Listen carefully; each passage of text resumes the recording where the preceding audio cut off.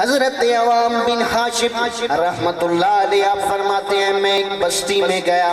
ایک بستی کے پاس سے گزرا، عصر کا وقت ہے، میں قبرستان کے پاس ہوں، قبرستان سے ایک مردہ باہر نکلتا ہے، اور مردہ باہر نکل کر گدھے کی آواز نکالتا ہے، اس مردے کی شکل گدھے جیسی ہے، باقی دھڑ انسانوں والا ہے، 3 مرتبہ آواز نکالتا ہے، پھر قبر میں چلا جاتا ہے، عصر کا وقت ہوتا ہے، پھر قبر سے نکلتا ہے، پھر گدھے کی طرح آواز نکالتا ہے، پھر بیچ میں چلا جاتا ہے۔ میں نے لوگوں سے پوچھا یہ ماجرا کیا ہے، یہ معاملہ کیا ہے، یہ کیا ہوا، یہ کیا معاملہ چل رہا ہے؟ تو حضرت عوام بن حاشب آپ فرماتے ہیں مجھے لوگوں نے جواب دیا کہ اس کی ایک بوڑھی ماں تھی، وہ بوڑھی ماں اس کو کہا کرتی تھی کہ بیٹا تو شراب نہ پیا کر، یہ شراب نوشی نہ کیا کر، تو وہ بیٹا اس ماں کو کہتا اے ماں تو گدھے کی طرح آوازیں کیوں نکالتی رہتی ہے، تو مجھے ڈسٹرب کرتی ہے، تو مجھے تنگ کرتی ہے۔ ماں کہتی بیٹا خوف کر اللہ کا، تو نے کل قبر میں بھی جانا ہے۔ وہ ماں کو کہتا تو گدھے کی آواز جیسی ہے، تو گدھے کی آواز کی طرح مجھے کہہ رہی ہے۔ تو وہ کہتے ہیں جب وہ مر گیا اس ماں کا بیٹا، نماز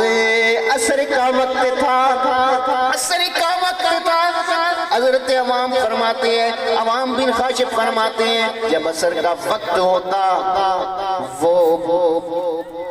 باہر نکلتا اور باہر نکل کر گدھے کی آواز کی طرح ہانکنے لگ پڑتا۔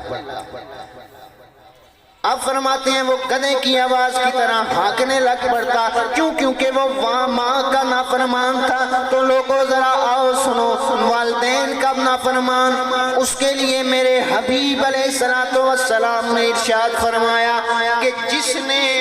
اپنے والدین کو پایا، راغمان فہو ثم راغمان فہو ثم راغمان فہو، فرمایا کہ جس نے اپنے والدین کو پایا، راغمان فہو ثم راغمان فہو ثم راغمان فہو، فرمایا کہ جس نے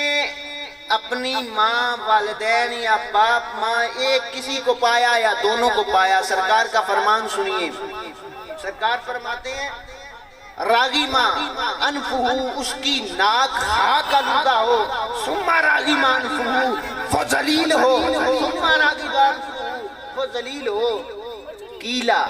من یا رسول اللہ صلی اللہ علیہ وآلہ وسلم، سرکار کس کی ناک خاک آلودہ ہو؟ تو سرکار نے ارشاد فرمایا کہ اس شخص کی ناک خاک آلودہ ہو کہ جس نے والدین کو پایا یا ان دونوں میں سے ماں کو پایا یا باپ کو پایا اور ان کی خدمت کر کے جنت نہ کما سکا، اس کی ناک خاک آلودہ ہو۔ فرمایا ذلیل ہو وہ شخص۔ اللہ رب العزت نے، یہ علماء جانتے ہیں کہ اپنی توحید کے بارے میں بیان فرمایا قرآن والفرقان حمید میں، حضور کی رسالت کے بارے میں فرمان ارشاد فرمایا، اور اس کے بعد جو سب سے بڑا حق ہے وہ والدین کا ہے، وہ خدمت والدین کے متعلق۔ اب سنیے گا تفسیر ابن کثیر کے اندر جلد نمبر 3 صفحہ نمبر 35 پر یہ واقعہ موجود ہے کہ ایک شخص کعبۃ اللہ کا طواف کر رہا تھا اور اپنی کمر پر اپنی بوڑھی والدہ کو بٹھایا ہوا تھا، بوڑھی والدہ کو بٹھا کر طواف کر رہا ہے۔ طواف کرتے کرتے اس کے بعد طواف کرنے سے فارغ ہوا تو حضور کی بارگاہ میں عرض کی، حضور کیا میں نے اپنی والدہ کا حق ادا کر دیا؟ توجہ میری طرف رہے، کہنے لگا حضور کیا میں نے اپنی والدہ کا حق ادا کر دیا؟ تو سرکار نے فرمایا تو نے اپنی والدہ کو، بوڑھی والدہ کو اپنی پیٹھ پر اٹھا کر کعبے کا طواف کرایا ہے،